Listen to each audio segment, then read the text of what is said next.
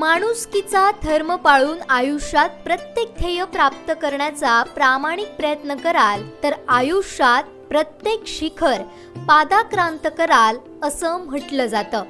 याचं मूर्तिमंत उदाहरण म्हणजे दोडामार्गमधील सच्चे सामाजिक कार्यकर्ते आणि प्रथित यश उद्योजक विवेकानंद नाईक। कर्तव्याने घडतो माणूस जाणून पुरुषार्था, जाणून पुरुषार्था। आपण ज्या समाजात राहतो वावरतो त्या समाजाचं आपण निश्चित काहीतरी देणं लागतो हे उमजून विवेकानंद नाईक यांनी त्यांच्या संपूर्ण हयातीत माणुसकीचा धर्म जोपासला। नमस्कार, आज आपण सिंधुदुर्ग लाईव्हच्या नव्या एका स्मार्ट लीडरना भेटणार आहोत। हे स्मार्ट लीडर जे आहेत ते अतिशय आजच्या पूर्ण समाजाला एक वेगळा प्रेरणा देणारे, वेगळा आदर्श असं काम करून ज्यांनी प्रेरणा देण्यासारखा असा पूर्ण जीवन प्रवास आहे। अशा एका आपण स्मार्ट लीडरना भेटतोय ज्यांची जन्मभूमी गोवा राज्य आहे खरं तर, मात्र जे संपूर्ण त्यांची कर्मभूमी जी आहे ती दोडामार्ग महाराष्ट्रात झालेली आहे। आणि हा जो पूर्ण त्यांचा जीवन प्रवास आहे, त्यांनी आयुष्यभरात इथल्या समाजाला जे जे काही दिलंय त्या कोणत्याही रिटर्नच्या अपेक्षेने न देता की आपण समाजासाठी काहीतरी करावं, ज्या समाजात वावरतोय त्या समाजासाठी काहीतरी करावं, अशा प्रकारची प्रत्येक गोष्ट ज्या व्यक्तिमत्वाकडनं घडली ते आजचे आमचे स्मार्ट लीडर आहेत विवेकानंद नाईक। आजही वयाची 70 गाठले तरी एखाद्या तरुणाला लाजवेल अशाच उमेदीनं ते समाजासाठी ज्या पद्धतीनं कार्यरत आहेत ते खरोखरच आजच्या पिढीसाठी प्रेरणादायी आहे। तर हे आमचे स्मार्ट लीडर विवेकानंद नाईक साहेब, आपण त्यांची थेट संवाद साधणार आहोत। पूर्ण त्यांचा जो जीवन प्रवास आहे तो कशा पद्धतीने पुढे गेलेला आहे, प्रत्येक जीवनाच्या वळणावर अनेक संकटांवर मात करून सुद्धा त्यांनी एक चांगला प्रवास या ठिकाणी केलाय। तर आपण थेट त्यांच्याकडे जाऊया। नाईक सर नमस्कार। खरं तर आपली जन्मभूमी गोवा आहे, मात्र गोवा आणि दोडामार्ग महाराष्ट्र हे एक नातं, आजचं जे नातं आहे तर आपण गोव्याकडे मागे वळून पाहताना जर पाहायचं असेल तर तो प्रवास तुमचा कसा होता? खऱ्या अर्थाने जन्मभूमी जरी गोवा असली तरी आपण आज दोडामार्गवासी म्हणजे इथल्या प्रत्येक व्यक्तीला आपलेसे वाटताय, तर तो प्रवास कसा होता? तुम्ही गोवा सोडून दोडामध्ये स्थायिक झालाय, काय सांगाल? संपूर्ण प्रवासाचा उल्लेख करण्या अगोदर सर्वात प्रथम पहिल्यांदा तुमचं माझ्या इथं घरात अगदी मनपूर्वक स्वागत करतो। प्रवासाबद्दल बोलायचं, कारण जीवन प्रवास जेव्हा आपण बोलत असतो तेव्हा अखंड एक 200, 300, 250 पानी पुस्तक होऊ शकतं, एवढा असा माझा तो जीवन प्रवास आहे। परंतु कालावधी 20-25 मिनिटाचा असल्यामुळे मी थोडक्यात त्याचा आढावा घेतो। जसं तुम्ही म्हटलं, जन्मभूमी माझी गोव्यात असून कर्मभूमी माझी महाराष्ट्रातली सिंधुदुर्गात आहे। आता बालपणी माझं शिक्षण वगैरे जे झालं ते गावातच झालं आणि सांगायचं म्हणजे माझ्या त्या प्राथमिक शिक्षणाच्या दरम्यान किंवा वयाच्या 13-14 वर्षापर्यंत कौटुंबिक आर्थिक अडचणी वेगवेगळ्या अशा होत्या आणि त्यातच सगळ्या कुटुंबामध्ये माझं जे आरोग्य होतं ते तसं आनंददायी नव्हतं, म्हणजे ते पीडानाशक होतं। म्हणजे मला पोटाचा एक विकार झाला होता, पायाला माझा अतिशय त्रास होता, KM मध्ये 2 वेळा हॉस्पिटलमध्ये जाऊन ऑपरेशन करण्यात आली होती आणि अशा परिस्थितीत माझं प्राथमिक शिक्षण झालं। त्याच्यावर मात करत मग मी ग्रॅज्युएशन केलं आणि ग्रॅज्युएशन करून मग नंतर माझं जे हे होतं 1 किंवा 2 वर्ष मी 1-2 कंपनीमध्ये एक प्रायव्हेट नोकरी केली। त्यावेळी BCom कॅन्डिडेट म्हटल्यानंतर नोकरी लगेच मिळायची, परंतु एक माझा DNA मध्ये एक हे होतं की दुसऱ्यासमोर हात पसरण्यापेक्षा आपण निर्मिती करून 4 लोकांना रोजगार देऊ शकतो का, हा सातत्याने निरंतर विचार येत होता। आणि त्या अनुषंगाने 2 ते 2.5-3 वर्ष मी काम करून मग मी तृप्त नव्हतो आणि अशा परिस्थितीत आर्थिक पाठबळ नसतानाही मी धाडस करून काही बँकेचं वगैरे मित्राकडून काही तारण वगैरे ठेवून मी ट्रेडिंग व्यवसायात गेलो वास्कोसारख्या ठिकाणी आणि करता करता माझ्या काही माझे बिझनेस मी वाढवले. कॉलेज जीवनापासून मळलेल्या वाटेनं न जाता स्वतःची वेगळी वाट तयार करण्याची जिद्द विवेकानंद नाईक यांनी बाळगली. त्याच जिद्दीतून विवेकानंद नाईक यांनी सुरुवातीला स्वतःची कंपनी स्थापन केली. त्यानंतर मागणी आणि गरज तसा पुरवठा या तंत्राचा सूक्ष्म अभ्यास करून VHN रबर इंडस्ट्रीच्या माध्यमातून गोव्यात 150 जणांना 40 वर्षांपूर्वी रोजगार देण्याची किमया केली. साधारण 1960चा हा काळ आणि त्यावेळी BCom असणं म्हणजे नोकरी कुठे मिळाली असती. मात्र आपण त्या नोकरीच्या मागे न लागता स्वतःचा एक व्यवसाय निर्माण केला आणि त्याच्यातनं अनेकांना रोजगार द्यायचा प्रयत्न केला. आपण जी चर्चा केली होती त्याच्या माझ्या माहितीनुसार VHN रबर इंडस्ट्रीज होती आपली वास्कोमध्ये, त्याची सुरुवात आपण केलेला. तर तो कशी त्याची सुरुवात झालेली काय सांगाल?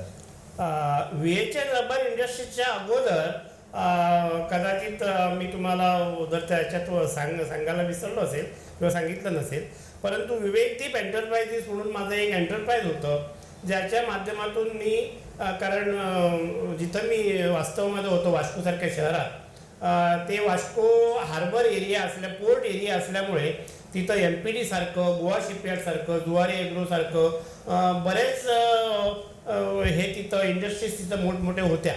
आणि जेव्हा मी पाहणी केली मला एक कळून आलं की तिथं मराईन हार्डवेअरचा बिझनेस बऱ्यापैकी चालू शकतो आणि आपण त्यांना रॉ मटेरियल पुरवू शकतो. त्या अनुषंगाने विवेकदीप हार्डवेअर म्हणून मी कंपनी चालू केली आणि गोवा शिपयार्ड माझे क्लायंट होते, मार्मुगोवा पोर्टर्स माझे क्लायंट होते, जुवारी एग्रो क्लायंट होते, चौगुले इंडस्ट्रीज होती, VM साळगावकर, हे मोठे मोठे जे उद्योगपती गोव्याचे आहेत त्यांच्याशी माझं बिझनेस नातं मी डेव्हलप केलं.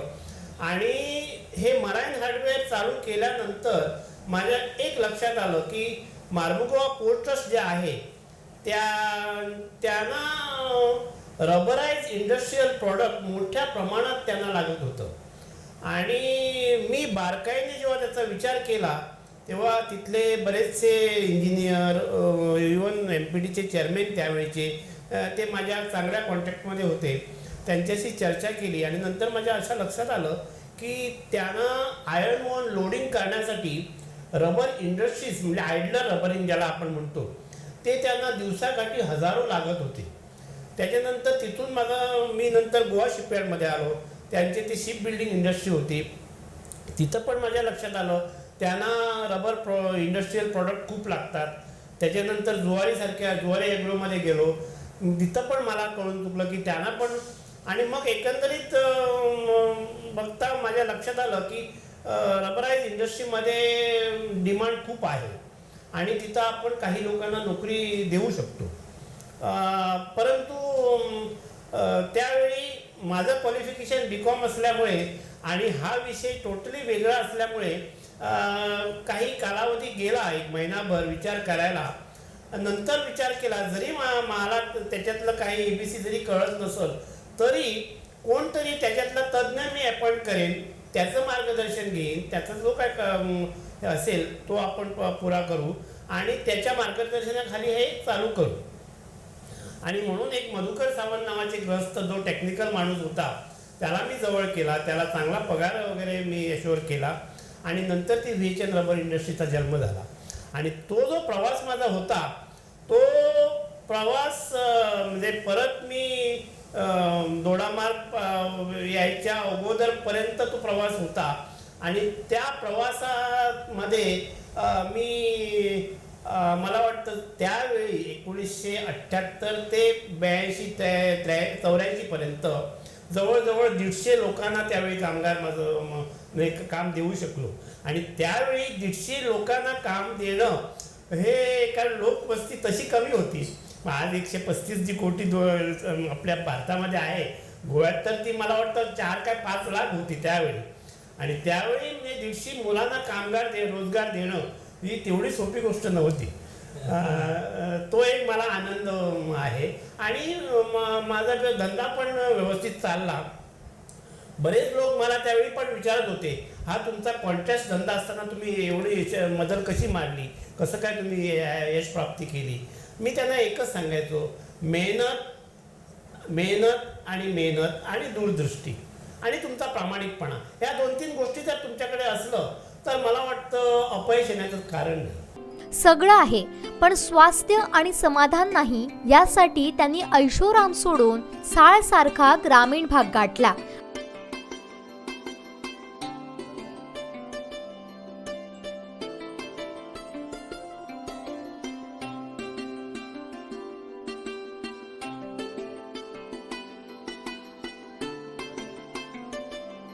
आणि तिथल्या फार्ममध्ये ते स्थायिक झाले. इथंही त्यांनी राष्ट्रीय पातळीवरची त्या शिक्षणाची काहीही विषय नसणारी कृषी क्षेत्रातील विशाल नर्सरी उभी केली. या नर्सरीतली कलमं देशातल्या गोवा, गुजरात, मध्य प्रदेश, कर्नाटक अशा विविध राज्यात लागवडीसाठी लाखोंच्या संख्येनं गेली. इथंही त्यांनी 200 लोकांना रोजगार दिला. तुम्हाला मी एक किस्सा सांगतो. वास्को सारख्या ठिकाणाहून मेट्रोपॉलिटन सिटी सोडून एखाद्या गावात जेव्हा याचा मी निर्णय घेतला, तो निर्णय घेण्यासाठी एकमेव कारण म्हणजे माझा चिरंजीव डॉक्टर विराज. कारण त्यावेळी जवळजवळ मला लग्न होऊन 10-11 वर्ष झालेली आणि मला अपत्य नव्हतं.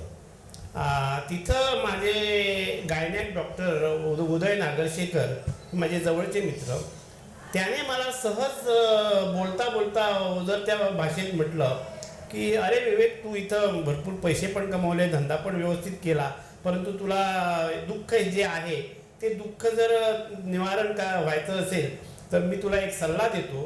तू बिझनेसमॅन आहे बरोबर आहे, परंतु एक माझा सल्ला आहे, तू निसर्गाकडे वळ आणि निसर्गाकडे वळल्यानंतर कदाचित निसर्ग तुला जे काय तुला पाहिजे ते तुला देऊ शकेल. बाकी आम्ही डॉक्टर काय करू, कारण तुम्हाला दोघांना तुमचे रिपोर्ट्स नॉर्मल आहे. आणि त्यांचा सल्ला मी सिरियसली घेतला खरं म्हणजे. आणि तो सल्ला सिरियसली घेऊन लगेच मी कुठं जमीन मिळते का वगैरे बघायला ह्या भागात आलो. आणि सुदैवाने सारख्या ठिकाणी जेव्हा मला लक्षात आलं की अमुक एक जमीन आहे, कॅनल वगैरे आहे, अर्थात ती डेव्हलप नव्हती, अनडेव्हलप होती, पण ती जमीन घेऊन 2 ते 2.5 वर्षाच्या कालावधीत मी ती विकसित करत असताना सुदैवाने माझी बायको गरोदर राहिली. आणि आज आम्हाला डॉक्टर विराज, तो ऑलरेडी डेंटिस्ट झालेला आहे आणि सुदैवाने त्याला चांगले संस्कार लागले आणि तो पण माझ्या वळणावर आहे. ज्या नर्सरीबद्दल मी बोलत होतो, ती नर्सरी आपण सुरू करणं म्हणजे उद्देशाने जर तुम्ही आलात की निसर्गाच्या सानिध्यात राहावं, पण नुसतं ते राहून फार्म घेणं एवढं पण तुम्ही मर्यादित राहिला नाही.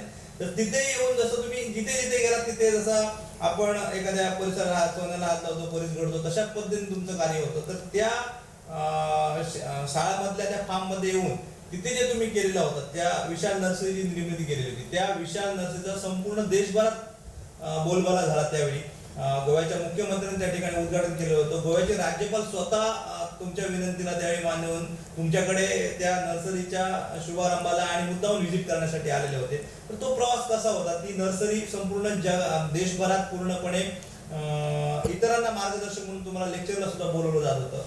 कसा होता अनुभव?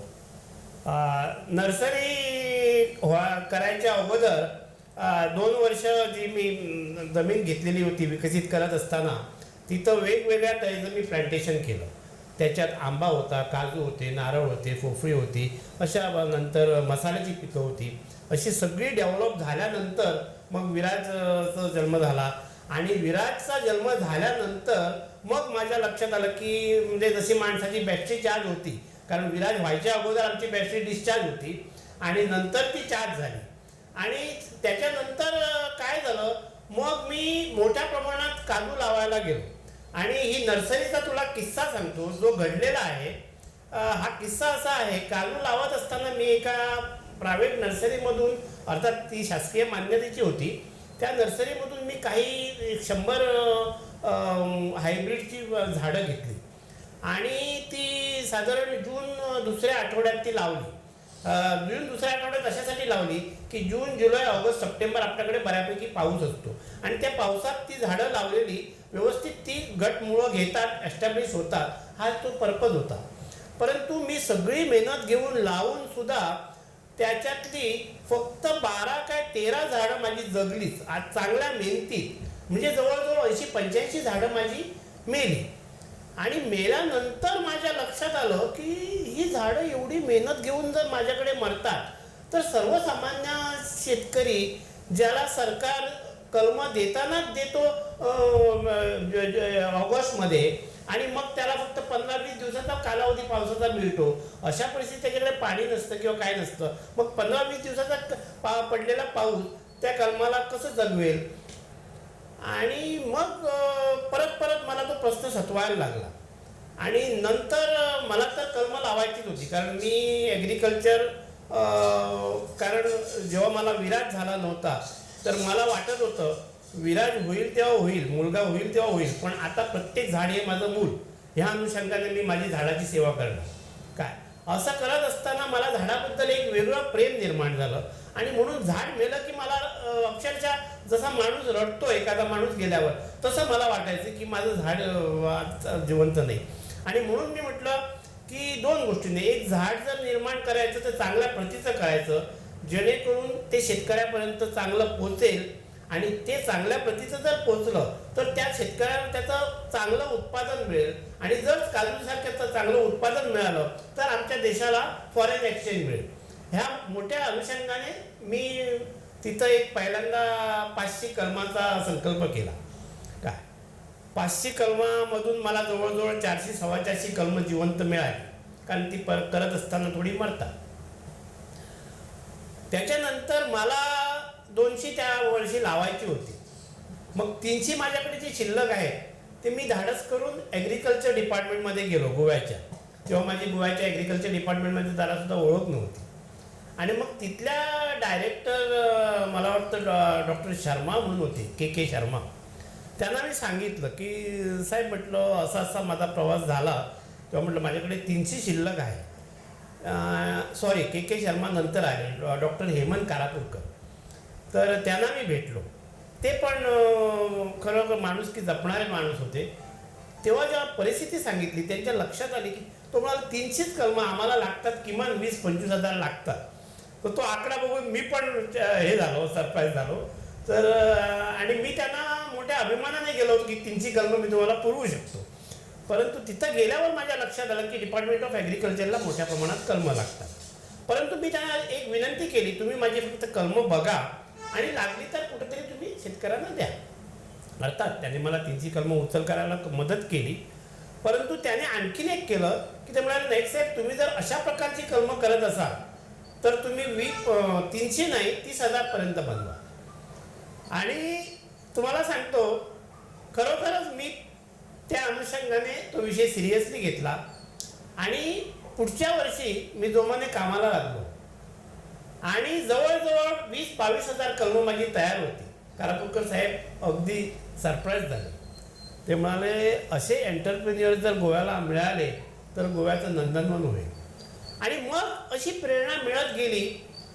मग थोडे 20चे 25, 25चे 35 अशी वाढवत करून त्याच दरम्यान भारत सरकारचा काजू कलमा आणि त्यावेळी आमचे पवारसाहेब महाराष्ट्राचे मुख्यमंत्री आणि त्यांच्याकडे कशी होतं आणि त्याने महाराष्ट्रात पण ही कलमांची स्कीम आणलेली शेतकऱ्यांसाठी मोफत फल उत्पादन.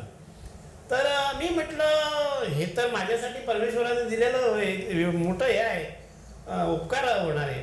आणि म्हणून मी मोठ्या प्रमाणात त्याचा व्यापक प्रमाणात हे करायचा विचार केला आणि एक टीम तयार केली. आपल्या सिंधुदुर्गातली काही मंडळी वगैरे आणली आणि टीम तयार करून 25-35 हजाराचा वरचा प्रवास 1 लाखापर्यंत नेला. 1 लाखाचा प्रवास दुसऱ्या वर्षी 1.5 लाखापर्यंत नेला आणि करत करत 5 लाखापर्यंत आम्ही गेलो. आणि 5 लाखापर्यंत जायचा एवढाच उद्देश, कारण भारत सरकारचा जो उपक्रम होता तो मी साळपुरता किंवा सिंधुदुर्गपुरता किंवा गोवापुरता राहिलो नाही. मी सरळ कोचीन गाठली जिथं कॅज्यू अँड कोकोचा बोर्ड होतं. तिथं डॉक्टर सुब्रमण्यम होतं. त्यांची ओळख केली. त्यांना मी सांगितले मी असं म्हटलं गोव्याचा एंटरप्रिन्युअर. त्याने पण मला सहकार्य करायचं हे केलं. त्याच्यानंतर मिनिस्ट्री ऑफ ॲग्रिकल्चर दिल्लीला गेलो, तिथं भेटलो आणि असं करत करत करत करत मी माझा बऱ्यापैकी तिथं एस्टॅब्लिशमेंट केलं आणि त्यांचं पण सहकार्य मिळालं आणि मग माझी नर्सरी भारत सरकारला मान्यता प्राप्त म्हणून लागली. ती एकमेव नर्सरी होती आणि तिथून माझा खरा मोठ्या प्रमाणात प्रवास झाला, जिथं मी ह्या सारख्या गावात मला एक अभिमान वाटतो की त्यावेळी मी 150 लोकांना रोजगार देऊ शकलो. आणि रोजगार देत असताना आणखीन एक मी गोष्ट केली की ही गरीब मुलं फक्त पगारावर त्यांचं जीवन राहणार, त्यांना बोनस मी जास्त माझं म्हणून देऊ शकतो, परंतु मी काय कंपनी स्थापन केलेली नाही. मग बारकाईने विचार करत करत मी त्या प्रत्येक माझ्या वर्करचा त्यावेळी LICचा 1-1 लाख रुपयाचा विमा उचलला आणि त्या विमाचे पैसे मी भरत होतो. म्हणजे नर्सरी माझी मी हे करेपर्यंत डिस्पोज करेपर्यंत. आणि अशा सगळी ही 150 लोकांची जी हे होती ती पूर्णपणे संतुष्ट होऊन नंतर गेली. आणि त्या दरम्यान मग जेव्हा मला भारत सरकारची मान्यता झाली तेव्हा मात्र एक मोठी जबाबदारी माझ्यावर आली. जबाबदारी ती अशी होती की भारत सरकारची जी मान्यता झाल्यानंतर त्यांचे मला प्रत्येक राज्यामधून टार्गेट यायचं. म्हणजे माझा जो प्रवास होता तो गोव्यापुरता किंवा मग सिंधुदुर्गपुरता नव्हता, परंतु मला ओरिसा त्यांनी दिलं, गुजरात दिलं, कर्नाटक दिलं, नंतर मध्य प्रदेश दिलं, छत्तीसगड दिलं, त्रिपुरा दिलं, अशी राज्य माझ्याकडे होती. आणि त्या राज्यात त्यांच्या रिक्वायरमेंटप्रमाणे कोटा आम्हाला पुरवायचा होता. ती एक वेगळी जबाबदारी आम्हाला पेलावी लागली. आणि ही जबाबदारी पेलत असताना प्रत्येक स्टेटमध्ये सेमिनार व्हायचा. त्या सेमिनारमध्ये मला रिप्रेझेंटेशन मिळायचं. म्हणजे तसं बऱ्यापैकी नंतर आम्ही डेव्हलप केली आणि सगळ्या ह्या 8 राज्यामध्ये चीफ सेक्रेटरीची किंवा त्या लेवलची ब्युरोक्रेट्स आपण ज्याला म्हणतो त्या लेवलची आमच्याकडे बऱ्यापैकी विशाल नर्सरी कुठं आहे, विशाल नर्सरी मालकाचं नाव, हे सगळ्यापर्यंत हा प्रवास तिथपर्यंतच्या लोकांना माहीत पडला. त्याशिवाय आणखीन एक सांगायची गोष्ट म्हणजे हे सप्लाय करत असताना मी कारण मला खास करून शेतकऱ्यांचं जीवन अगदी जवळून बघायला मिळालं. मी इंटेरियर म्हणजे आता ओरिसासारखा प्रदेश, तिथं काही जे प्रदेश आहे ते अजूनही एवढे मागासलेले आहेत की तिथं आमच्यासारखं हे ग्राफ घेऊन गेला आणि त्यानं जर सांगितलं हे सोनं आहे म्हणून, याच्यात सोनं पिकतं काय, तर ते लोक एवढे मेहनत घेऊन ते करायचे आणि संपूर्ण कायापालट झाला. म्हणजे आपल्याला शेतकरी पण लाखोच्या संख्येने आम्हाला मिळाले, भारत सरकारची साथ मिळाली, माझ्या वर्करने मला साथ दिली आणि एकंदरीत तो प्रवास खूप सुंदर झाला. नक्कीच आपण अतिशय एका चांगल्या टप्प्यावरून पोहोचलोय. लाखो जी सुरुवात तुम्ही 15 रुपयांच्यापासून सुरू केलेली आपल्या कलमांच्या, ती सुरुवात आपण आता ऐकलं की 5 लाखाच्या पुढे वर्षाला रोपं आपण प्रत्येक राज्यात पोहोचवलात आणि आज तो त्याचं वटवृक्ष झाला असणार प्रत्येक ठिकाणी. खऱ्या अर्थाने कृषी क्रांती म्हणावी लागेल. मात्र आपण ज्या विशाल नर्सरीची चर्चा करतोय तर विशाल नर्सरी खऱ्या अर्थाने या काजू कलमांच्या याच्या न्याने तर पोचली, पण आपण एक आगळा वेगळा प्रकल्प सुद्धा गोवा राज्याला दिला, ज्याचा संपूर्ण गोव्याने डोक्यावर खऱ्या अर्थाने तो प्रकल्प घेतला होता. ऑर्चिड ही आपण कल्पनेपलीकडच्या जाऊन एक वेगळा प्रकल्प त्या ठिकाणी साकारला होता, गोवा फ्लोरा. तर गोवा फ्लोरा आणि ऑर्चिडचा प्रकल्प तो कसा त्याचा प्रवास होता आणि कसा त्या ठिकाणी जन्म झाला? त्याचं काय झालं, मी माझ्या कुटुंबासोबत ह्याला गेलो होतो, थायलंडला गेलो होतो आणि तिथं मी हा प्लांट बघितला. तिथं काही तिथल्या स्थानिक लोकांना मी विचारलं. मग माझ्या लक्षात आलं की हे जे आता सुद्धा ऑर्किड तुम्ही मग एखादी फोटोग्राफी तिथं घेऊ शकता पाहिजे तर, कारण ऑर्किडला माझं जवळचं फुल आहे ते. तर तिथं माझ्या लक्षात आलं की हे एकमेव असं फूल आहे जे फुलल्यानंतर किमान 3 आठवडे ते 4 आठवडे फ्रेश राहू शकतं. बाकीची फुलं तुम्हाला 4, 5, 6 दिवस राहू शकतात, मग ती हे जातात होतात. तर मग माझ्या लक्षात आलं की हे आमच्या गोव्यात. मग तिथल्या तिथं मी काही लोकांना विचारलं आणि मग बघितलं, लक्षात आलं की तिथला टेम्परेचर आणि इथला टेम्परेचर जवळजवळ समान होता. तिथली ह्युमिडिटी आणि इथली ह्युमिडिटी जवळजवळ समान होती. मग ह्युमिडिटी आणि टेम्परेचर जर मेंटेन होतं तर मग गोव्यात का करू नये. आणि तिथून जेव्हा मी परत आलो आणि मग मी इथं स्थानिक लोकांना म्हणजे विचारलं, तर मला एकही माणसाकडून ऑर्किडबद्दल मला माहिती मिळाली नाही. उलट मला ते प्रश्न विचारत होते, ऑर्किड म्हणजे नेमकं काय. मग असा त्यावेळेसचा माझा प्रवास होता तो, आणि ऑर्किड कोणालाही माहीत नव्हतं. अशा परिस्थितीत मग आपले गोवा राज्याचे मुख्य सचिव डॉक्टर नेगी म्हणून होते. मग ते मला खूप हे करायचे, जवळ करायचे. तर मी त्यांना भेटलो, त्यांच्या कानावर हा विषय घातला की म्हटलं डॉक्टर, म्हटलं असं एक मी हे बघितलेलं आहे. आणि मी त्यांचा फोटो वगैरे आणलेला, त्यांना दाखवला. आणि ते चीफ सेक्रेटरी असल्यामुळे त्यांना सगळं काय माहीत होतं.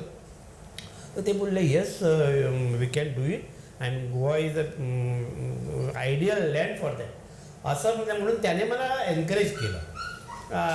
त्या एनकरेज म्हणून मी तो परत विषय सिरियसली घेतला. अर्थात हा पण विषय माझ्यासाठी तसा सोपा नव्हता, कारण टोटली वेगळा विषय होता.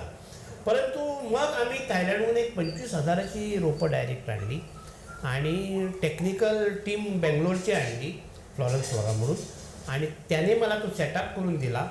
सेटअप करून दिल्यानंतर आम्ही तो ते बॅग, त्याला माती लागत नाही. हे एकमेव असं फूल आहे त्याला माती लागत नाही. त्याला कोकोनटची हस्क लागते आणि त्याच्यावर तो रुजवला जातो. काय त्याला जास्त पाणी पण त्याला देतात, त्याला स्प्रिंकलर टाईपचं पाणी आहे म्हणून आम्ही वर त्याला शेडनेट केलेलं. तर अशा प्रकारे ते फूल रुजवलं. आणि इथं आणखीन एक तुला कमर्शियल गंमत सांगतो, म्हणजे आर्थिक बाब. आणि हे मी अशासाठी सांगतो की हा व्हिडिओ आजच्या तरुणाने ऐकावा आणि त्याने आपला पुढचा प्रवास चालू करावा. कारण आर्थिक बाब मी कशी केली आणि कसं काय माझ्या डोक्यात आलं ह्याच्याबद्दल तुला थोडं सांगतो. ह्या फुलाचं वैशिष्ट्य जेव्हा मला कळलं की 1 महिना फुल टिकू शकतं, तेव्हा माझ्या लक्षात आर्थिक बाब आली. आता तुम्ही म्हणणार आर्थिक बाब कशी काय आली. मी विचार केला की एक जो स्पाइक आहे तो 10 रुपयाला मार्केटमध्ये जातो. तर मी काय करायचो, माझे स्पाइक मी त्याला फ्लॉवरिंग येण्यासाठी, उद्या समजा व्हॅलेंटाईन डे आहे आजपासून 15 दिवसांनी, आणि आज माझा फ्लॉवर बेडवर रेडी आहे. तर आज माझा फ्लॉवर कितीला जाणार, 10 रुपयाला जाणार. व्हॅलेंटाईन डे फक्त 15 दिवसाचा आहे. ह्या फुलाचं लाईफ किती आहे, 1 महिना आहे. मग मी काय करायचो, ती फुलं झाडावर ठेवायचो आणि त्या फुलांना दररोज गुड मॉर्निंग म्हणायला आत जायचो आणि त्यांना गुड मॉर्निंग म्हणून परत वापस नाश्त्याला यायचो. गुड मॉर्निंग म्हटलं की ती फुलं फुलायची मस्तपैकी. मला वाटायची, आता ती किती फुलली होती मला माहीत नाही, पण मला वाटायची ती माझी फुलं फुलली, माझी फुलं माझ्याकडे बोलली. असं ह्या भावनेने मी परत यायचो. आणि मी व्हॅलेंटाईन डेच्या अगोदर 4 दिवस न्यूजपेपरमध्ये जायचे, fresh orchids are ready in साल्फा. एक ॲडव्हर्टाइजमेंट माझ्या गाड्या तुम्हाला हजर व्हायच्या आणि माझा 10 रुपयाचा स्पाइक माझ्या जाग्यावर 100 रुपयाला जात होता. आर्थिक मी अशासाठी बोलतो की आजच्या मुलांनी हे काय फसवायचा धंदा नाही. तुम्हाला परवडते म्हणून तुम्ही 100 रुपयाला घेता. मी 100 रुपये तुम्हाला 10 रुपयाचा फ्लॉवर जरी 100 रुपयाला दिलं तर तुम्ही 100 रुपये मान्य करता तेव्हा तुम्ही मला देता. तो काय विषय फसवायचा नाही. पण हा विषय तुम्ही व्यापार कसा पद्धतीने करता, तुम्ही प्रामाणिकपणे करता, पण पैसे कमवता. मॅनेजमेंट पक्की असली, मॅनेजमेंट पक्की. कारण तुम्ही 15 दिवस वेटिंग राहिलात, मी 1 महिना वेटिंग राहिला कशासाठी, तुम्हाला प्रीमियम मिळाला पाहिजे म्हणून. आणि प्रीमियम तुम्हाला किती मिळतो, 1:9. म्हणजे तुम्हाला 10 रुपयाचे 90 रुपये जास्त मिळतात. ठीक आहे. हा जो इकॉनॉमिक्स आहे तो मी वर्कआउट केला आणि तुम्ही अजब वाटेल, हा जो युनिट आहे किंवा कुठलाही युनिट तुम्ही जेव्हा प्रथम स्टार्ट करता तेव्हा त्या युनिटचा खर्च वापस यायला किमान 3 वर्ष लागतात. पण मला अभिमानाने सांगावंसं वाटतं, माझा संपूर्ण थायलंडचा संपूर्ण सेटअपचा खर्च 1 वर्षात फिटला. या नर्सरीबद्दल आपण बोलतोय, त्या नर्सरीचा नंतर संपूर्ण गोवा राज्याने सुद्धा कौतुक केलं. गोव्याचे मुख्यमंत्री, राज्यपाल, कृषी मंत्री हे सगळे आपल्याकडे येत होते आणि त्या नर्सरीचं गुणगान करत होते. ती कशी तुमची त्यावेळीची एक तुम्हाला तुमची जी भावना होती किंवा ह्या मंडळींना ते अप्रूप वाटत होतं? गोवा राज्यासाठी सुद्धा अशा प्रकारे शेतीत कोणीतरी एक वेगळा पायंडा आखणं ही साधी गोष्ट नव्हती. तर काय नेमकं त्यावेळीची परिस्थिती होती? आता तुम्ही थोडक्यात म्हणजे थोडंसं राजकीय विषय घेतला, म्हणजे जेव्हा राजकीय मी अशासाठी म्हणतो की पर्रिकर साहेबांना वगैरे आणलं किंवा मुख्यमंत्र्यांना आणलं त्यावेळी. खरं म्हणजे तुम्ही माझे आता जीवन प्रवास जवळून बघताय की मी शक्यतो राजकीय लोकांच्या नादाला लागत नाही. याचा अर्थ मला ॲलर्जी आहे असा नाही, परंतु ती लोक एवढी बिझी असतात की एखाद्या छोट्या कामासाठी आपला भरपूर वेळ खर्च होतो आणि मग शेवटी ते काय करतात, फक्त फीत कापतात आणि जातात. परंतु आमचे जे मनोहरभाई पर्रिकर होते गोव्याचे राज्य, मी अभिमानाने सांगतो, आम्हाला हे भाऊसाहेब बांदोडकरांनंतर मिळालेलं एकमेव नेतृत्व म्हणजे मनोहरभाई पर्रिकर, ज्यांचं स्मरण आम्ही आमच्या उभ्या आयुष्यात किंवा पुढची येणारी पिढीसुद्धा उभ्या आयुष्यात विसरू शकत नाही. त्याने जे गोव्याला जे योगदान दिलेलं आहे, त्यांची जी दूरदृष्टी होती ती आम्ही कधीच नाकारू शकत नाही, विसरू शकत नाही. आणि त्याच्यामुळं मला आमच्या त्या माननीय मुख्यमंत्र्याबद्दल एक वेगळा आदर होता. आणि मी जेव्हा त्यांच्याकडे उद्घाटनासाठी गेलो त्यावेळी ते एकच बोलले, मला वेळ नाही आहे, मला तुला जर मी यायला पाहिजे तर अमुक दिवशी सकाळी 8 वाजता मी तुझ्याकडे पोचू शकतो, पण 8 वाजता तुझे पाहुणे येतील का? त्याने सुद्धा मला चॅलेंज दिलेली, म्हणजे पर्रिकर साहेबांनी सुद्धा माझ्यावर चॅलेंज फेकलेली, 8 वाजता मी तुझ्या नर्सरीत येईन, पण तुझी लोक तयार असतील का? पण बाईंचा चॅलेंज मी स्वीकारलं आणि त्यांना एकच सांगितलं, बाई तुम्ही जर 8 वाजता पोचाल तर 7:45 वाजता माझी सगळी मंडळी तयार असेल. आणि त्याप्रमाणे जवळजवळ सकाळी 250 लोक, सगळ्या स्तरावरची लोक माझ्या फार्ममध्ये बसलेली होती. आणि पर्रिकर भाई जेव्हा आले तेव्हा मला त्याने एकच सांगितलं, विवेक वालोर माऱ्या तुका. म्हणजे ते कोकणीत बोलत होते, विवेक वालोर माऱ्या तुका. वालोर म्हणजे विवेक हॅट्स ऑफ टू यू, कारण त्याने तो संबंध 250-300 लोकांचा हे बघितला, विवेक वालोर माऱ्या तुका म्हणाला. आणि तेव्हा त्याने हात वगैरे दिला, बसले.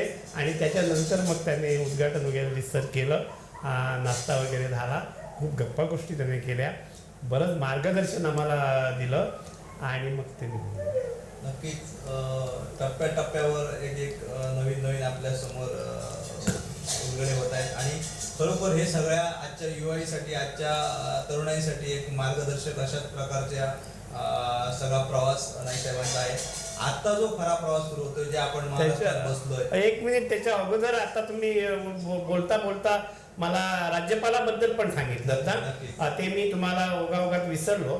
तदनंतर 1-1.5 महिन्यांनी डॉक्टर नेगी चीफ सेक्रेटरी वगैरे माझ्याकडे आले होते आणि त्याने मला म्हणजे त्या आल्यानंतर त्याने एकंदरीत माझा नर्सरीचा आढावा घेतला, फ्लॉरिकल्चरचा आढावा घेतला, ॲग्रिकल्चरचा, आणि त्याने खूप चांगलं बोलून गेले ते. आणि मग बोलता बोलता माझ्या एक लक्षात आलं की म्हटलं, सर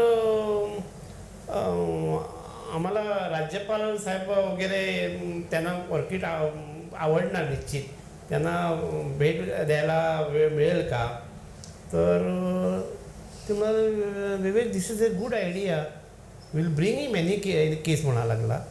तर बघा म्हटलं सर तुमच्याकडे जर, तर लगेच मला त्याने सांगितलं, अमुक दिवशी तू म्हणाला पणजीला ये, आपण राजभवनमध्ये जाऊया. आणि मला त्याने नेलं, राज्यपाल साहेबांची भेट घेतली. मला सांगितलं की त्याने सांगितलं की एंटरप्रेन्युअर अमुक माणूस आहे आणि विलेजमध्ये काम करतो आहे, चांगल्या प्रकारे करतो आहे. आणि राज्यपाल एवढ्या मोठ्या मनाचे होते, त्याने मला सांगितलं येस वी आर कमिंग.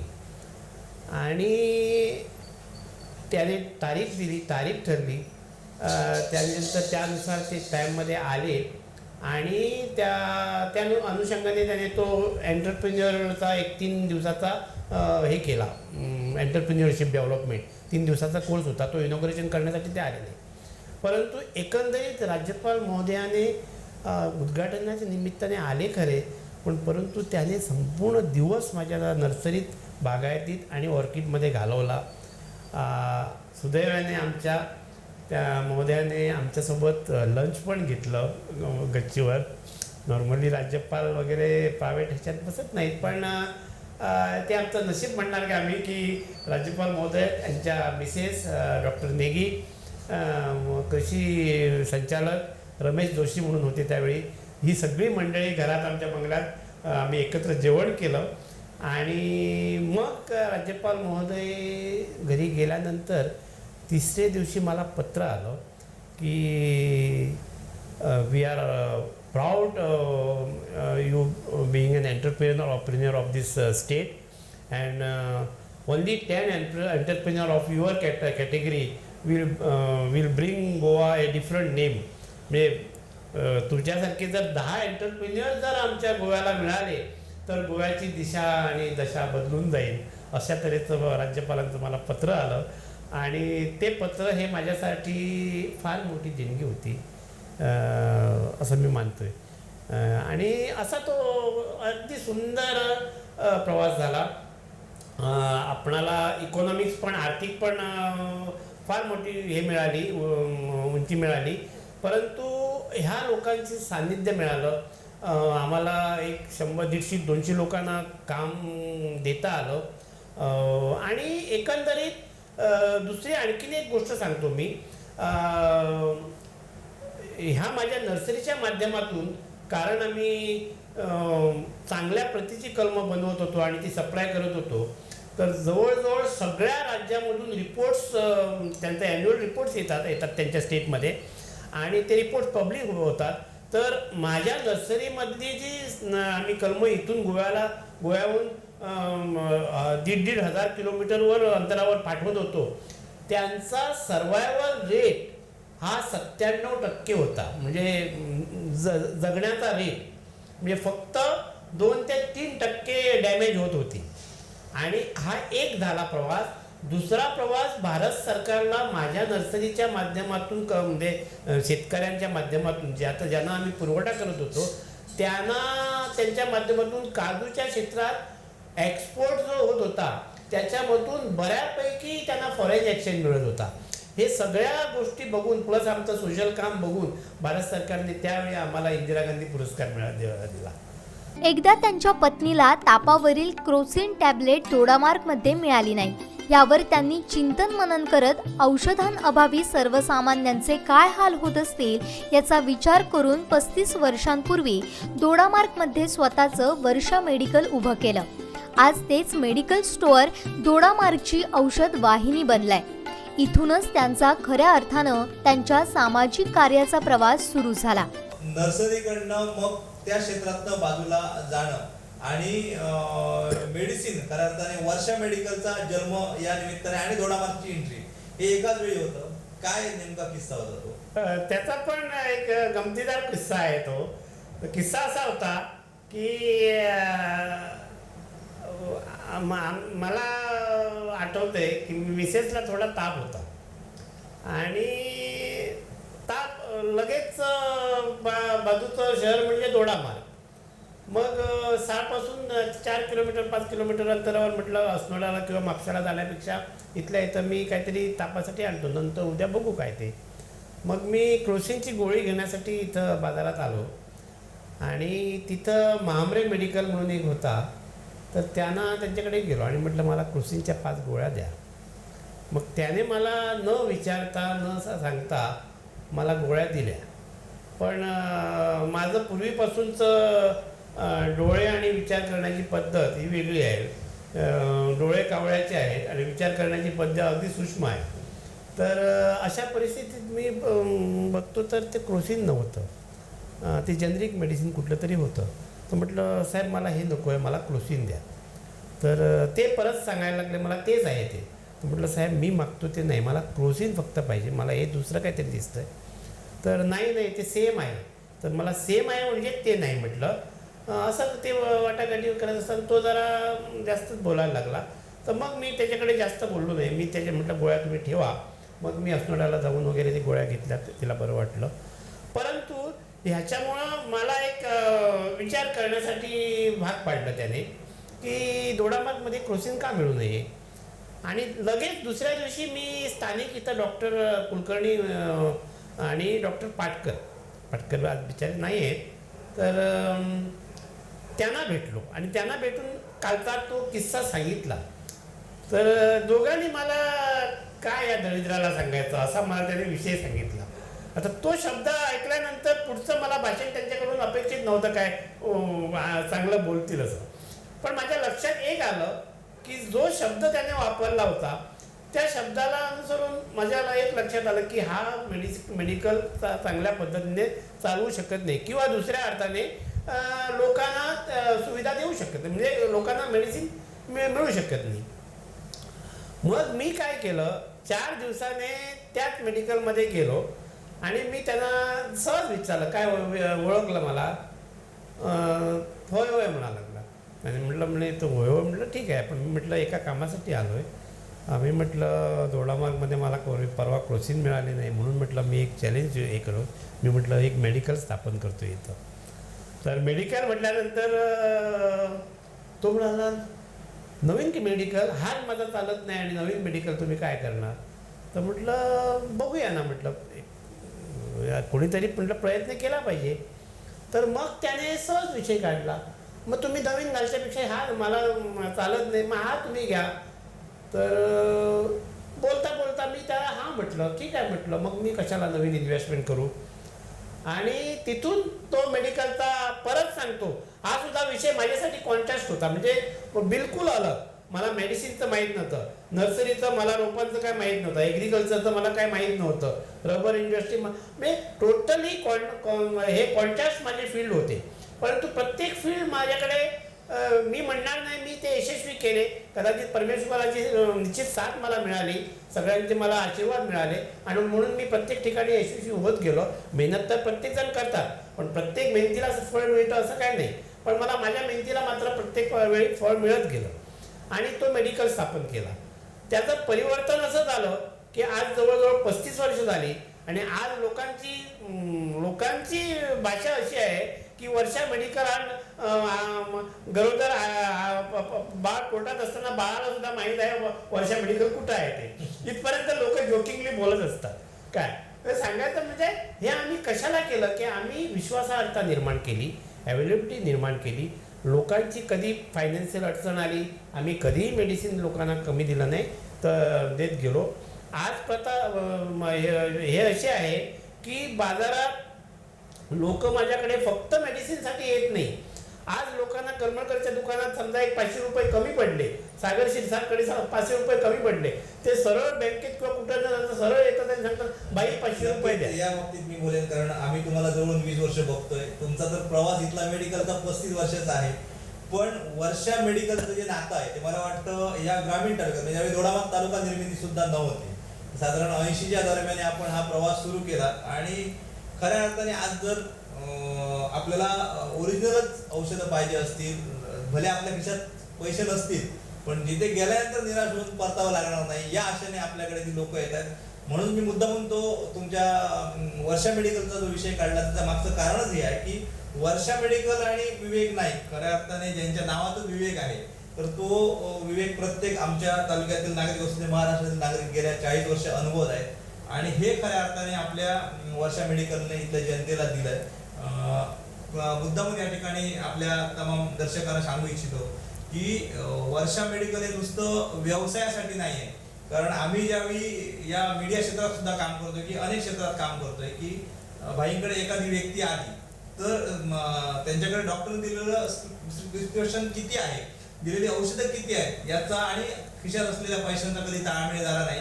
पण नाईक साहेबांनी मला वाटतं आजपर्यंत कुठच्या व्यक्तीला पैसे नाहीत म्हणून औषधं दिली नाहीत असा किस्सा नसेल. आणि तो आपण वेळोवेळी लोकांच्या तोंडातून ही वाक्य अनुभवतोय. आणि तो जो तुम्ही मुद्दा उपस्थित केला नक्कीच की आपल्या समोर ज्यावेळी तुमचं मेडिकल आहे तर त्याच वेळी करमळकर यांचं दुकान सुद्धा त्याच दरम्यानचं जुनं दुकान आहे.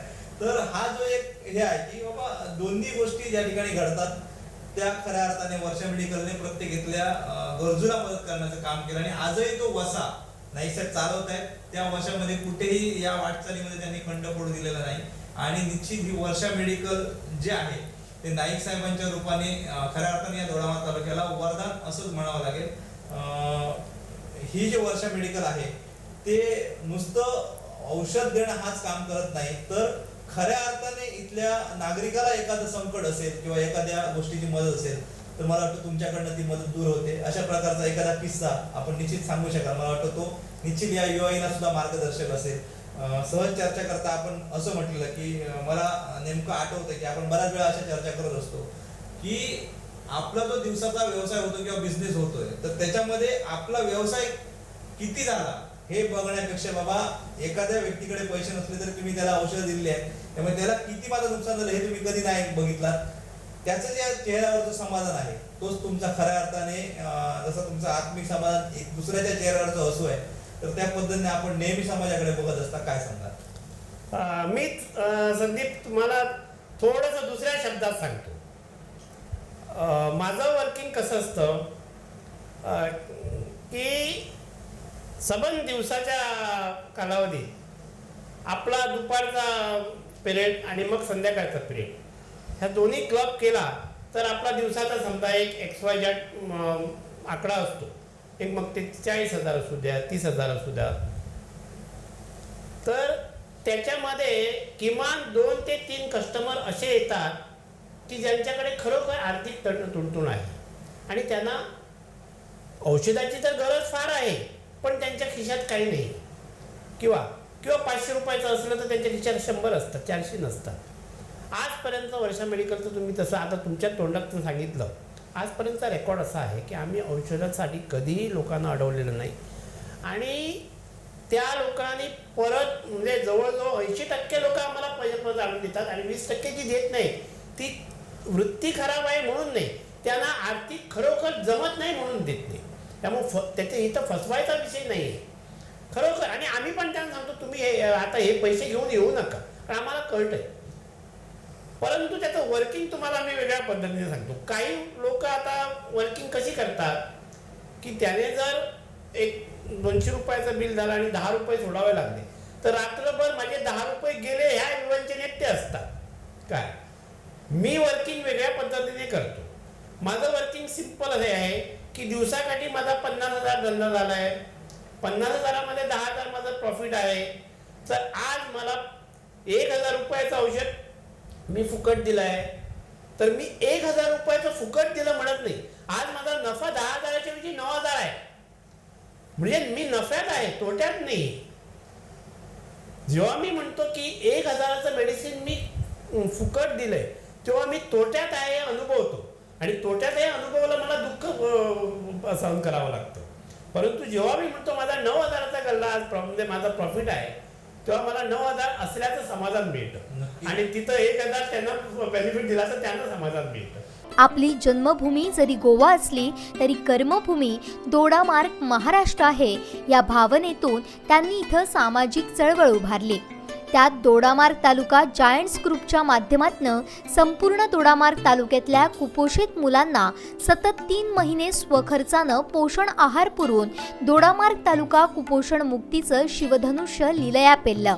या ग्रुपच्या माध्यमातून समाजातील विविध क्षेत्रात उल्लेखनीय कार्य केलेल्या शेकडो मान्यवरांच्या पाठीवर वेळोवेळी कौतुकाची थाप मारली. जायंट्स ग्रुपची निर्मिती कशी होती? काय झालं, जायंट ग्रुप ऑफ पोरवरींचा मी सदस्य होतो. त्याच्यानंतर मी प्रेसिडेंट पण झालो आणि मग तिथं चर्चा करता करता ते म्हणाले, चर्चा होत असताना चर्चेत एक विषय आला, दोडामार्गला पण एक जागृती करूया. कारण दोडामार्गमध्ये प्रत्येकजण आपापल्या व्यवसायात असतो, सामाजिक भूमिका कोण जास्त मूड घेत नसतो. तर माझा तो पिंड सामाजिक असल्यामुळे मीच त्यांना म्हटलं की दोडामार्गमध्ये आपण एक संस्था घालूया आणि त्या माध्यमातून समाजापर्यंत काय करता येतं बघूया. आणि त्या अनुषंगाने मग ती आपण स्थापना केली. तिथं काही स्थानिक आम्ही युवक वगैरे घेतले, परंतु बरेच उपक्रम आम्ही राबवले. पण प्रामुख्याने एक उपक्रम जो मी राबवला तो त्यावेळी शासकीय लेवलवर, पण मला वाटतं तो रेकॉर्ड किती होता किती नाही मला माहीत नाही, पण आम्ही तालुक्यातली 16 कुपोषित मुलं आयडेंटिफाय केली आणि 16 म्हणजे दोडामार्गपासून मांगेली तळे सगळे विर्डीपर्यंत अशी सगळे वेगवेगळ्या गावात जाऊन 16 आम्हाला मुलं मिळाली आणि 16 मुलांना 3 वर्षासाठी मी दत्तक घेतली आणि 3 वर्षासाठी दत्तक घेऊन त्यांना दर महिन्याला 1500 रुपयेचं रेशन आम्ही द्यायचो. रेशनमध्ये त्यांना गूळ द्यायचो, शेंगदाणे द्यायचो, मूग द्यायचो, हरभरे द्यायचो. म्हणजे जे काय पोषक त्यांच्यासाठी आहे ते देऊन ते तिथून आम्ही न थांबता प्रत्येक 3 महिन्यांनी त्यांची आम्ही RH मध्ये चाचणी करायचो, म्हणजे ती डेव्हलप होतात की नाही. आणि मला अभिमानाने सांगावंसं वाटतं ही सगळी 16ही मुलं A1 ह्याच्यावर येऊन मेडिकलने त्यांना सर्टिफिकेट दिली आणि मग ती 3ऱ्या वर्षी आम्ही पालकांच्या ताब्यात दिली. हा एक फार मोठा आणि प्रत्येक वर्षी आम्ही वेगवेगळ्या स्तरावरच्या लोकांना बोलवून त्यांचा आम्ही सन्मान वगैरे करत होतो. मग शैक्षणिक क्षेत्रातील, सामाजिक क्षेत्रातील, याच्यासाठी महिलांसाठी, गरीब कल्याण करण्यासाठी, म्हणजे अशा वेगवेगळ्या ह्याच्यासाठी. त्यानंतर त्यांनी दोडामार्गमधल्या महिलांसाठी बचत गट मजबूत करण्यासाठी दोडामार्ग तालुका उत्कर्ष समितीची बांधणी केली. या समितीनं त्या काळी तालुक्यातल्या शेकडो बचत गटांना व्यवसाय उभारणीसाठी आणि व्यक्तिमत्व विकासासाठी शेकडो कार्यक्रम राबवले. अवघ्या महाराष्ट्राची माई असलेल्या सिंधुताई सपकाळ यांना दोडामार्गमध्ये आणून येथील महिलांना त्यांच्याशी थेट हितगुज करण्याची संधी उपलब्ध करून दिली. इथल्या महिलांना जीवनात येणाऱ्या प्रत्येक संकटावर मात करण्याची ताकद सिंधुताई सपकाळ यांच्या मार्गदर्शनानं महिलांना मिळावी, हाच दृष्टिकोन त्या काळी विवेकानंद नाईक यांनी ठेवला होता. त्याच्यानंतर दोडामार्गमधील महिलांसाठी काहीतरी करावं, महिलांना इथल्या एका चांगला या ठिकाणी मार्गदर्शन व्हावं, याच अनुषंगाने दोडामार्ग तालुका उत्कर्ष समिती सुद्धा या ठिकाणी शुभारंभ झाला. त्याच्या माध्यमातून जे महिलांसाठी काम झालं ते खरोखर अतिशय अधोरेखित होण्यासारखं होतं. भाई, कसा होता हा प्रवास? अगदी सिंधुताई सपकाळ या सुद्धा या दोडामार्गच्या महिलांना थेट भेटायला मिळाल्या, काय सांगा? दोडामार्ग तालुका उत्कर्ष समिती सुद्धा आम्ही जेव्हा स्थापन केली ती अशी व्यापक दृष्टिकोन ठेवून केली. मला काय करायचं होतं त्या माध्यमातून दोडामार्गचा संपूर्ण विकास, कारण जेव्हा आपण विकासाची चर्चा करतो फक्त निवडून देणं आम्ही दिलेले राजकीय नेतेच करतील किंवा सरकारच करतील ह्याच्यावर माझा विश्वास आहे, पण संपूर्ण त्यानेच ते करावं असा काही प्रिन्सिपल नाही आहे. त्याच्यामुळं मी म्हटलं एक सामाजिक संस्था म्हणून आमची पण एक काही जबाबदारी आहे. सरकारबरोबर, निवडून आलेल्या प्रतिनिधीबरोबर जर त्यांच्या बरोबरीने आपणाला काही जर योगदान देता आलं आणि एकंदरीत जर तालुक्याचा विकास झाला तर ते मोठं भाग्य ठरणार आहे. आणि म्हणून आम्ही ती रजिस्टर केला आणि काही मंडळी घेऊन आम्ही एकत्रित तो हे केला आणि त्याचा अध्यक्ष मी जवळजवळ 4 वर्ष होतो.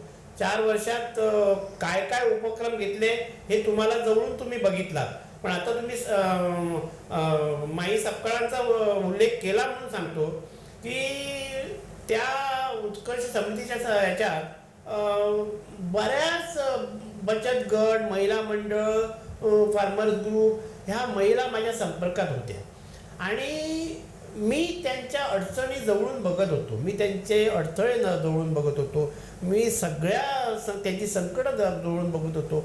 आणि मग मला वाटलं की ह्यांच्या ह्या अडचणी ज्या आहेत ते त्यांना खूप मोठ्या वाटतात, पण त्याच्यापेक्षा हिमालयासारख्या अडचणीवर ज्याने मात केली त्यांना जर आपण इथं आणले आणि त्यांच्या तोंडून जर त्याने काय काय अडचणीवर मात केली आणि आज त्या समज जगाच्या माई ठरल्या, त्या कशा ठरल्या, कशा ठरू शकतात आणि तुम्ही सुद्धा ठरू शकतात की नाही हे तुम्ही ठरवायला पाहिजे. ह्या अनुषंगाने मी म्हटलं एक संकल्प केला माई सपकाळांना दोडामार्गमध्ये आणायचं. आणि मी जेव्हा मीटिंगमध्ये माझ्या बाकीच्या मेंबरना सांगत होतो तेव्हा काही मेंबरनी संदीप सांगतो काही मेंबरनी माझी टीका केली, म्हणजे मस्करी केली माई सपकाळ आणि दोडामार्गमध्ये.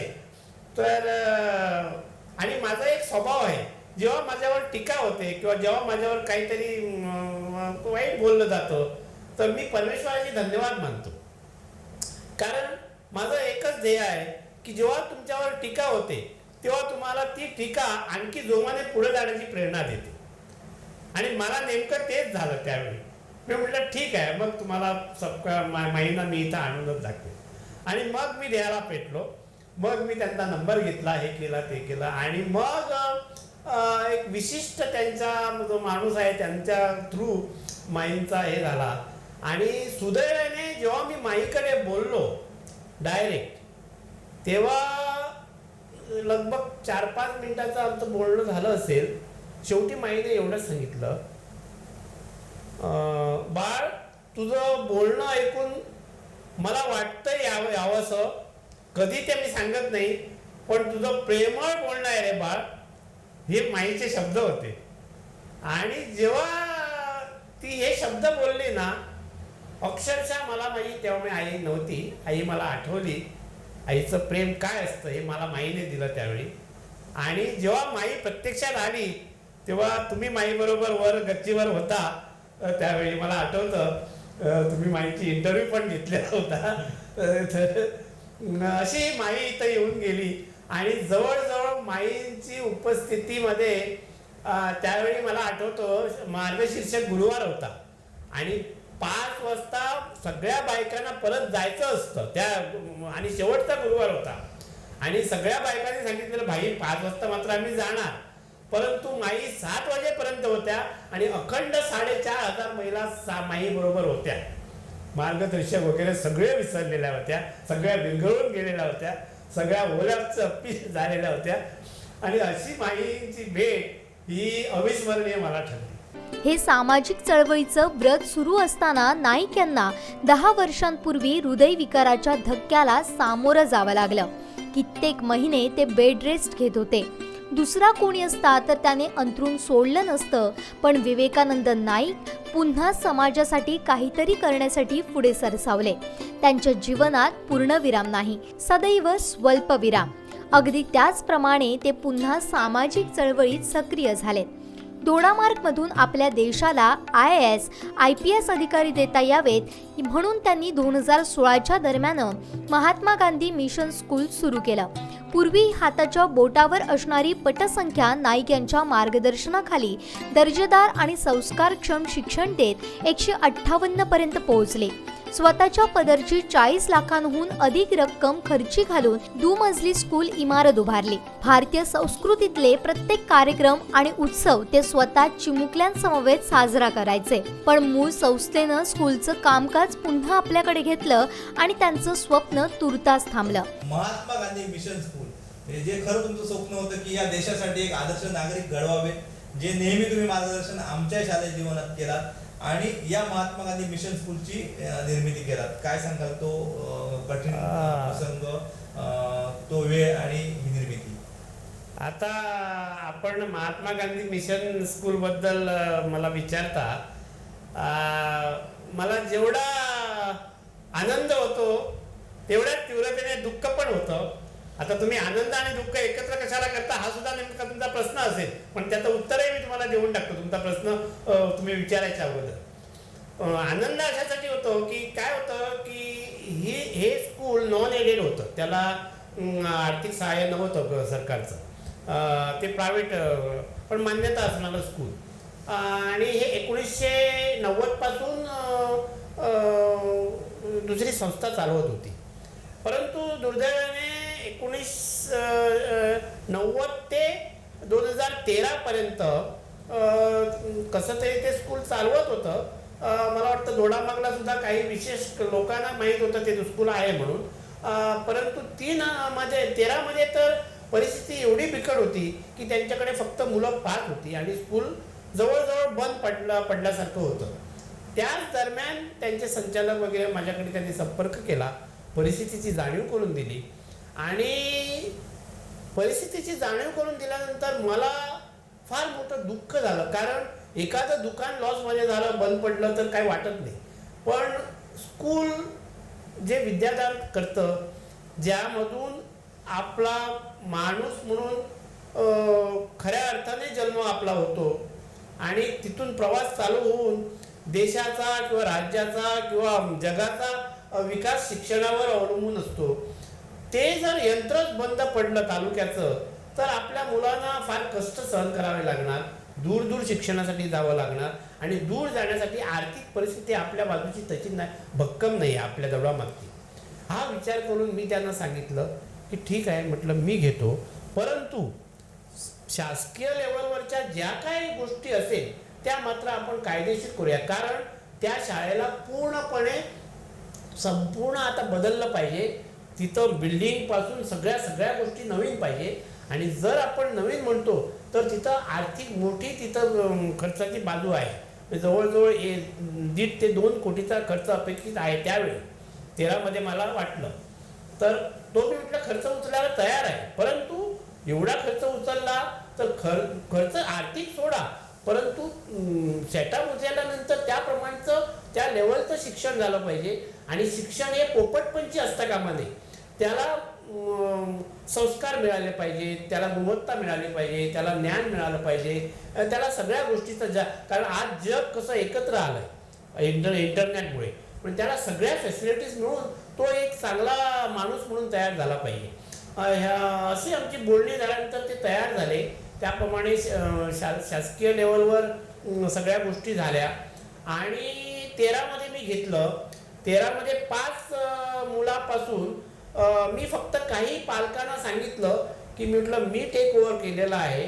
आणि तुम्हाला अजब वाटेल, जेव्हा मी स्वतः पालकांना सांगितलं, पालकाने मला त्याच वेळी सांगितलं, भाई तुम्ही जर चालवत असाल तर माझं मूल दुसरीकडे मी घालणार नाही, तर तुमच्यावर माझा भरोसा आहे. आणि त्याच वर्षी जवळजवळ 5 मुलापासून जवळजवळ 40 मुलं माझ्याकडे झाली पहिल्याच वर्षी. आणि हे मी डिसिजन कधी घेतलं होतं, 14 मेला घेतलं होतं आणि तोपर्यंत पालकांनी दुसरीकडे ॲडमिशन घेतलेलं, ते ॲडमिशन कॅन्सल करून त्याने माझ्याकडे घेतलं. दुसऱ्या वर्षी 45चा आकडा जवळजवळ 100च्या आसपास आला.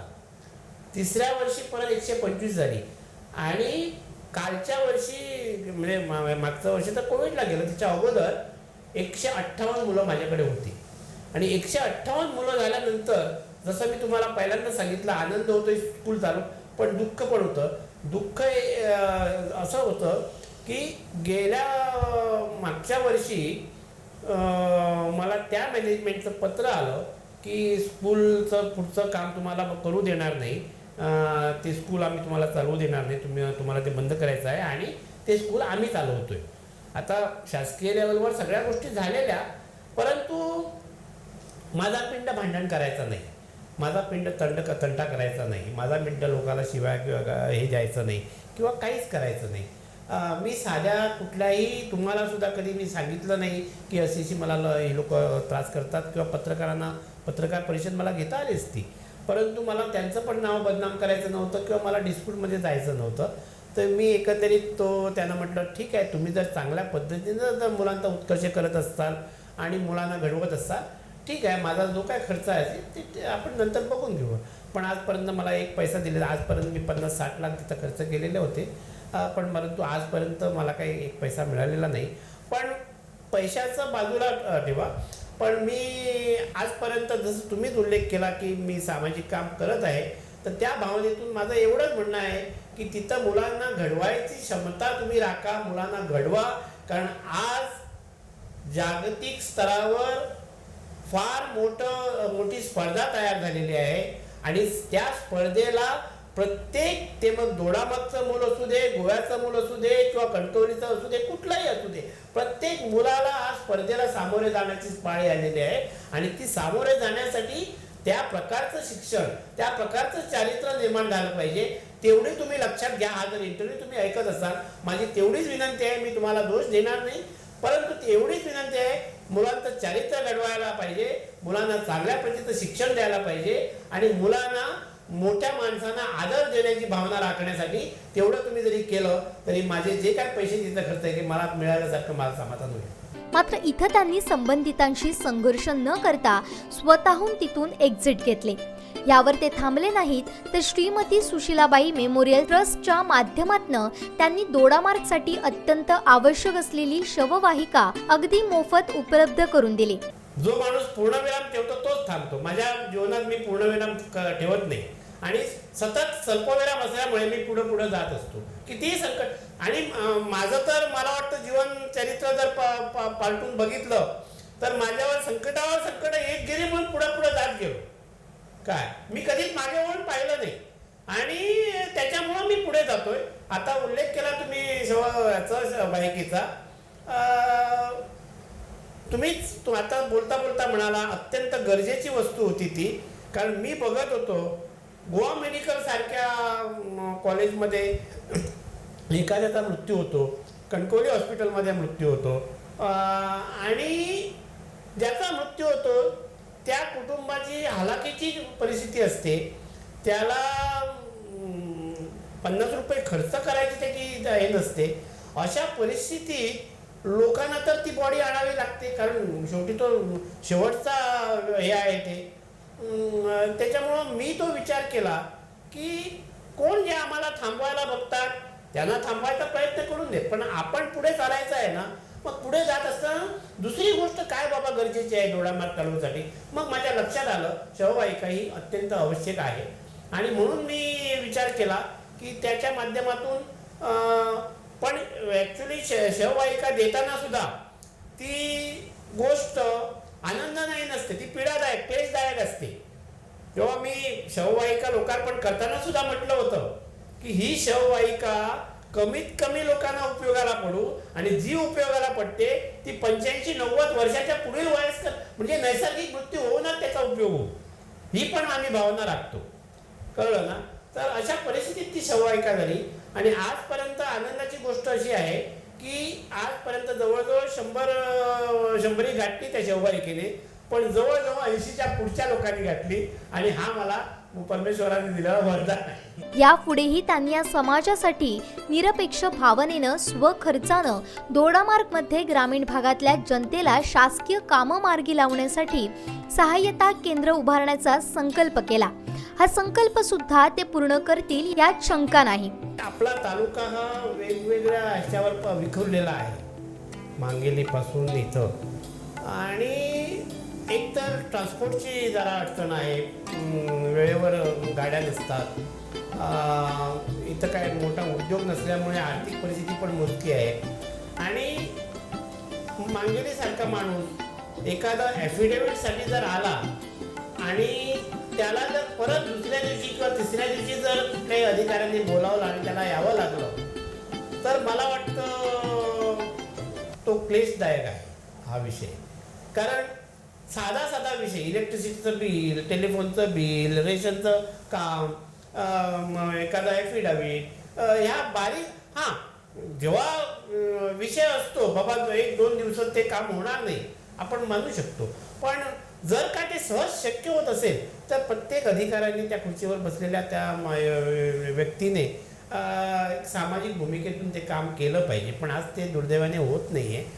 आणि म्हणून मला असं वाटलं की ह्या गरीब जनतेसाठी आपण एखादं असं कार्यालय, मदत कार्यालय ज्याला आपण म्हणू, असं एक ओपन करावं, एक माणूस स्पेशल ठेवावा आणि तो सुद्धा त्या सामाजिक वृत्तीचा ठेवावा, जेणेकरून त्याने कुठलंही कमर्शियल अँगल न बघता टोटली फ्री तो माणूस माझा पगारी असेल, त्याला एक 2 व्हीलर पण दिली जाईल आणि तो माणूस इमिजिएटली बाबा एखाद्या व्यक्तीला अडचण आहे, बँकेमध्ये प्रॉब्लेम आहे, तहसीलदारमध्ये काय प्रॉब्लेम आहे, म्युन्सिपालिटी कुठल्याही खात्यात आणि ती जर सहज जर होत असेल, काही तांत्रिक अडचणी असेल त्या अधिकाऱ्याला संपर्क करून आपण विचारून हे करू शकतो. परंतु जर तात्काळ होत असेल तर मग त्या अधिकाऱ्याशी चर्चा करून त्याला अडचण सांगून ते काम करून घेतलं जाईल. आणि म्हणून हे मदत कार्य करण्याचं माझी एक मानस आहे. कधी अस्तित्वात येतं पण लवकरच आम्ही त्या प्रयत्नात आहोत आणि ते जर प्रयत्न यशस्वी झाले तर निश्चितपणे बऱ्याच मोठ्या प्रमाणात गरीब जनतेला तो एक मोठा आधार आहे असं मला विश्वास आहे. ज्यांच्या नावातच विवेक आहे, ज्यांच्या संपूर्ण जीवनाची वाटचाल या समाजाला केवळ देण्यासाठी आहे. माणुसकी हाच खरा धर्म मानून जे आज वयाच्या 70च्या उंबरठ्यावर पोहोचत समाजासाठी आणखी केलं पाहिजे उमेदीनं काम करत आहेत. आणि हे सर्व कोणत्याही अभिलाषेशिवाय हाच खरा माणुसकीचा धर्म. या प्रत्येक गोष्टीत आपली सहचरणी आपले डॉक्टर असलेला विराज, या सगळ्यांचं पाठबळ कशा पद्धतीने होतं? कारण हा संघर्षमय प्रवास आणि जनतेसाठी सतत कोणतीही अपेक्षा न करणं, म्हणजे जनतेने समोर आपल्याला काही नको मात्र आपल्याला काहीतरी या समाजासाठी देत राहावं, तर एवढा मोठा हा विचार आणि संपूर्ण कुटुंब सुद्धा आपल्या पाठीशी त्याच ताकदीने उभं राहिलं. अगदी स्वतःच्या प्रकृतीवर एखादा आघात होऊन सुद्धा हे कुटुंब आज तुमच्या बरोबर आहे. काय सांगाल? कसं असतं, एक कुटुंब प्रमुख म्हणून जेव्हा एखादा तो निर्णय घेतो तेव्हा आपल्या खास करून हिंदू धर्मात आपली पत्नी किंवा आपला मुलगा सहजासहजी तुम्हाला नकार देत नाही. तसा मला पण कधीच नकार मिळालेला नाही.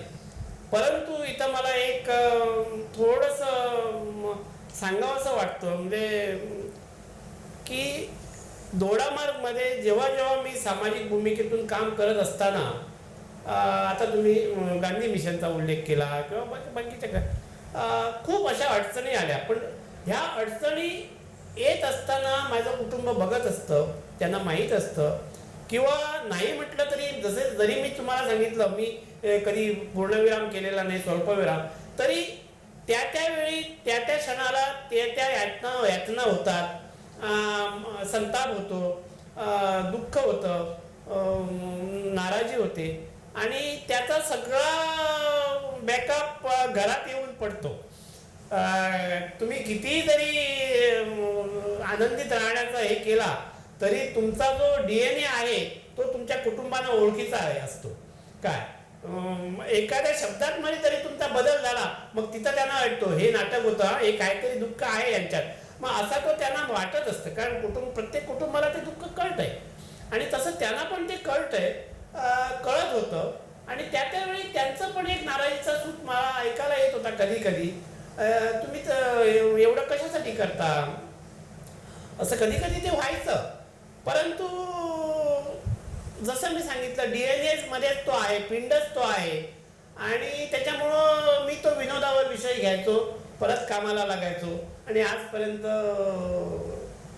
काल परवा आमची ते राम जन्मभूमीची पण लोक तीच चर्चा चालू होती आमची की तुम्ही कधी राम जन्मभूमीचा आपण विषय काढला. खऱ्या अर्थाने तो सुरुवातीला घ्यायला पाहिजे होता. तो सुद्धा एक चांगला किस्सा आहे की आज असे राम प्रभूंचं त्या ठिकाणी मंदिर बांधलं जाते, तर आपण कोणताही विचार न करता ती रॅली ज्यावेळी दोडामार्गला पोहोचली तर आपण तब्बल 1 लाख रुपये या मंदिर उभारण्यासाठी दिले. खऱ्या अर्थाने हे दातृत्व गुण प्रत्येकाला सुद्धा मार्गदर्शक आहे.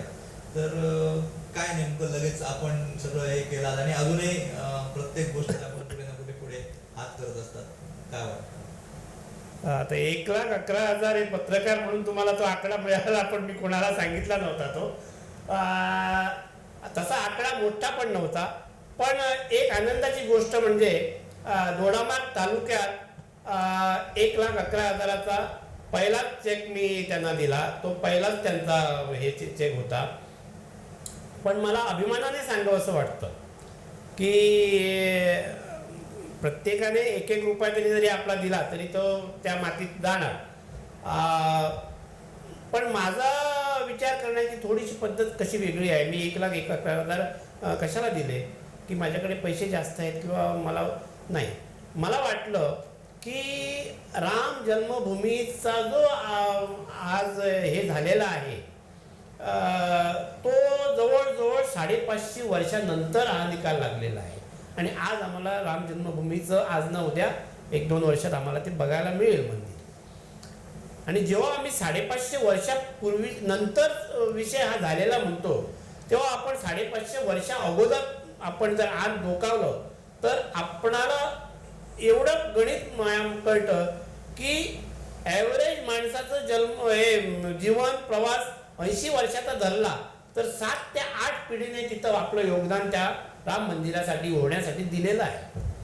आता 8 पिढ्याने जर योगदान राम मंदिर व्हावं म्हणून दिलं असेल तर विवेक नाईकचं 1,11,000ची किंमत कुठंच नाही असं मला वाटतंय. आणि ती जे 1,11,000 दिले ती मोठ्या मनाने की आज आम्हाला राम मंदिर आमच्या जीवनात बघायला मिळतंय याच्यासारखं दुसरं भाग्य मला वाटतं मानव म्हणून नाही आहे. कारण 6 ते 7 पिढ्या न बघता कष्ट करून गेल्या आणि आज आम्हाला रेडीमेड ते उद्या 2 वर्षांनी बघायला मिळणार आपल्या जीवनाला, आपल्या मुलांना, आपल्या पुढच्या पिढीला. याच्यासारखं भाग्य दुसरं काय असणार. आणि त्यामुळं मी अगदी हर्ष आणि आनंदाने ते 1,11,000 पहिली बोली केली माझ्या घरात आणि तिथून मग तो प्रवास चालू झाला. नक्कीच अशा प्रकारचे अनेक किस्से आहेत. बहिणी नुसतं इथेच मदत केली असे नाही, तर मला वाटतं दोडामार्ग तालुक्यातल्या कुठच्या गावात त्यांची आर्थिक मदत पोहोचलेली नसेल, असा गाव नसेल. ज्या ठिकाणी अडलंय त्या ठिकाणी भाई आहेतच. आणि निश्चित या आर्थिक बाबतीत नाही तर प्रत्येक गोष्टी, शैक्षणिक असू दे, सामाजिक असू दे, सांस्कृतिक असू दे, सगळ्या क्षेत्रात ज्यांनी स्वतःहून मन लावून काम केलं आणि प्रत्येक क्षेत्रात योगदान दिलं, ते खऱ्या अर्थाने आज सिंधुदुर्ग लाईव्ह जो स्मार्ट लीडर म्हणून सिंधुदुर्ग जिल्ह्यातील असे माणिक मोती शोधून ज्यांना आपण पुरस्कार देतोय, त्या पुरस्काराचे मानकरी सुद्धा हे नाईक साहेब आमचे आहेत. आणि त्यांचा जो संपूर्ण जीवन प्रवास आहे तो आजच्या पिढीला खऱ्या अर्थाने मार्गदर्शक आहे. अगदी भाई, शेवटचा प्रश्न म्हणजे प्रत्येक गोष्टीत आपण तर देणं हेच तुम्हाला माहिती आहे, म्हणजे कुठच्याही प्रकारची अपेक्षा न ठेवता हे सगळं करत असताना सुद्धा आपण या समाजाला अजून काहीतरी आदर्श दिलं पाहिजे, अशाच प्रकारची संकल्पना आपण आज दोडामार्ग स्थायिक झाल्यानंतर करतात. जो हा दोडामार्ग शहरातील हा प्रेमाशेस आहे, म्हणजे जे झाडांचं तुमचं प्रेम आहे ते इथेही दिसतं. तुमच्या आजूबाजूला जर आम्ही बघितली तर कुठचं झाड नाही असं नसेल. आणि या झाडांना अजून जशी ती झाडं फुलतात तसंच प्रत्येकाच्या आयुष्यात काहीतरी फुलावं याच उद्देशाने एक मार्गदर्शक केंद्र जो इको टुरिझमचा कन्सेप्ट आहे तो सुद्धा संपूर्ण आदर्शवत असा तयार करायचा आणि इथल्या आपल्या युवाईला, इथल्या शाळा महाविद्यालयांना सगळ्यांना भविष्यात अशा प्रकारचा प्रकल्प करता येईल असं एक आदर्श मॉडेल निर्माण करता येईल. कसा असेल तो आपला संपूर्ण प्रकल्प आणि काय सांगाल आजच्या या पूर्ण तरुणाईला? त्याच्याबद्दल सुद्धा एक चांगला तुम्ही प्रश्न विचारताय मला. हा विषय कसा आहे माहीत आहे की आज दोडामार्ग तुम्हाला माहीत आहे की दोडामार्ग हे जे आता तुम्ही इंटरव्ह्यू घेता हे मध्यवर्ती ठिकाण आहे दोडामार्गचं, म्हणजे तालुक्याचं एक मध्यवर्ती ठिकाण. आणि तिथं माझी ही 3 एकरची जमीन आहे. आज 3 एकरची जमीन जवळजवळ 6 लाख ते 7 लाख रुपये गुंठा आहे जमिनी. मग 180 गुंठ्याची तुम्ही व्हॅल्यू काढा, म्हणजे मला पैशानेच जर मोजायचं होतं सगळं काही तर 20 कोटी माझ्या इथं उभे आहे. परंतु आता जसा तुम्ही प्रश्न केला की मी तुम्हाला मगाशी सांगितलं शाळेमध्ये प्रत्येक झाडाला माझं मूळ समजत होतो, तसं मला झाड एखादं जर मारा मी तर माझ्या आयुष्यात कधी मारत नाही झाड, मी जगवतो झाड. आणि म्हणूनच मी मागे जमीन प्लॉटिंग विकण्यापेक्षा मी तिथं सगळ्या तऱ्हेची फळझाडं लावलेली होती 5-6 वर्षापूर्वी, 7-8 वर्षापूर्वी. त्याच्यात आवळा आहे, पेरू आहे, चिकू आहे, आंबा आहे, फणस आहे, जांभूळ आहे, निरफणस आहे, करवंद आहे, केळी, पपई ते आहेतच आहे. पण सगळ्या तऱ्हेचं म्हणजे कोकणात जेवढं फळ पिकतं सगळं पीक माझ्याकडे आहे. आणि त्याशिवाय मसाल्याची झाडे काय स्पेशल आहेत, अशा तऱ्हेची ती फळबागायत आहे. दुर्दैवाने आज आपल्या भागात किंवा आजूबाजूला गोव्याला इथं भागात तरी शेतकरी असल्यामुळे लोकांना माहीत आहे, पण गोव्यासारख्या किंवा शहरात राहणाऱ्या लोकांना आज आवळा ओळखायला कळत नाही, जांभूळ ओळखायला कळत नाही, कारण त्याने बघितलेलंच नसतं. काय तो काय खातो, ॲपल खातो जो शिमलाहून येतो, द्राक्ष खातो जो सांगलीहून येतो. काय मग त्याच्यामुळे आपलं स्थानिक फळ त्याला माहीत नाही आणि स्थानिक फळाची व्हायटामिन त्याला माहीत नाही. आवळा दिवसाला 1 आवळा खाल्ला तर आयुष्यभर तुमचं व्हिटॅमिन सी कमी होणार नाही, दृष्टी कमी होणार नाही. काय तुम्हाला पूर्णपणे व्हिटॅमिन सी मिळतं. हे आज आमच्या मुलांना माहीत नाही, विद्यालयात माहीत नाही, कॉलेजना माहीत नाही. काय ते वर्षा मेडिकलमध्ये व्हिटॅमिन सीच्या गोळ्या घेतात, पण आवळ्यामध्ये काय आहे त्यांना माहीत नाही. कारण व्हिटॅमिन सी हे त्यांना पुस्तकात शिकवलेलं असतं की अमुक कंपनीच्या गोळ्या घेतल्या की तुम्हाला व्हिटॅमिन सी मिळेल, पण आवळ्यात काय आहे हे तुम्हाला विवेक नाईकच्या फार्ममध्ये बघायला मिळेल. आणि म्हणूनच माझ्या 2 गोष्टी आहेत. इको टुरिझमच्या माध्यमातून इथं किमान एक 10-15 तरुणांना इथं कायमस्वरूपी हे मिळेल, त्यांची रोजगारी चालेल. आणि जेव्हा हा विषय कसा आहे की हा नोकरीपुरता विषय नाही. इथं येणारा तो टुरिस्ट आहे कुठूनही येतो, तो जर गाईड चांगला असेल तर त्या गाईडला पगारावर राहायला नको, त्या गाईडला त्याचा वेगळा पॅकेज तो निर्माण करू शकतो. त्यामुळं इथं येणाऱ्या मुलाने किंवा मुलीने त्या विषयावर विचार करून आपला स्किल वाढवावा. आपण त्याला मार्केटिंग करू शकतो. आपण हे झाड किती महत्त्वाचं आहे, याचं ह्या झाडाचं वैशिष्ट्य काय आहे हे जर मी तुम्हाला सांगू शकलो तेव्हा तुम्हाला जास्त ते प्रखराने जाणवा. मग तुम्ही तो आवळ्याच्या दिशेने जा. मग ह्या गोष्टी आपण मार्केटिंग कसं करतो ह्याच्यावर. मग त्यामुळे एक 10-15 लोकांना हे लागेल. मग शाळेच्या मुलांना, कॉलेजच्या मुलांना जर इथं आणलं तर ते वेगळे काहीतरी प्रयोग करू शकतील. ह्या अनुषंगाने तो इको टुरिझमचा माझ्या एक डोक्यात आहे. इथं व्यावसायिक परमेश्वराने मला भरभरून दिलेला आहे. त्यामुळे व्यावसायिक तसा का माझा का मोठा उद्देश नाही, परंतु इथं प्रकृती, निसर्ग टिकून राहावा, निसर्गाबद्दलचं एक आवड मुलांना निर्माण व्हावी आणि इथं जो कोण येईल इथं त्यांना थंडावा वाटावा. निश्चित येणाऱ्या आपल्या पिढीला सुद्धा निसर्ग काय नेमका आहे हे काय? सुद्धा त्या निमित्ताने त्या ठिकाणी हां. समजेल. कारण झाडांची ओळखच नाही, फळ माहित आहे पण झाड हां. कुठनं येतं हां. हा सुद्धा आजच्या बऱ्याचशा शहरातील लोकांना तरुणाईला माहित नाही. तर ते एक चांगल्या पद्धतीने एक दालन या ठिकाणी निर्माण होईल. नक्कीच अतिशय चांगल्या प्रकारे आज नाईक साहेबांशी संवाद साधता आला. संपूर्ण आजच्या या पिढीला जे आपले ज्येष्ठ आहेत, मार्गदर्शक आहेत, तर त्यांचा जो संपूर्ण जीवन प्रवास आहे तो कशा पद्धतीने आजच्या समाजाला आपण नेमकं काय दिलं पाहिजे ह्या सगळ्या गोष्टी या पूर्ण भाईंच्या जीवन प्रवासातून आपल्याला निश्चित या ठिकाणी ऐकायला मिळाल्या. भाई, अगदी जाता जाता शेवटचा आपण आजच्या तरुणाला काय संदेश द्याल? नेमकं आज 21व्या शतकात तरुणाई कशा पद्धतीने या आजच्या संपूर्ण सामाजिक वातावरणाला सामोरं गेलं पाहिजे, काय सांगा? नाही, मी तरुणांना एवढंच सांगेन, तुम्ही उच्च शिक्षण घ्या, घेतलंच पाहिजे, पण उच्च शिक्षणाबरोबर चारित्र्याची काळजी घ्या, परोपकाराची हे बाळगा, इच्छा बाळगा. कारण आपल्याला परमेश्वराने मानवी ह्याला जन्माला घातलेला आहे आणि माणूस म्हणून आपणाला जर एकामेकांबद्दल प्रेम आपण निर्माण केला, एकामध्ये आस्था जर राखली आणि गरजेच्या वेळी एकामेकांना जर सहकार्य केलं तर तो माणुसकी जपल्याचा खरा धर्म आपण. त्यामुळे शिक्षण घेत असताना हे काही पथ्य पाळा आणि तुम्ही ज्या क्षेत्रात तुम्ही जा त्या क्षेत्रात तुमचं 100% योगदान द्या.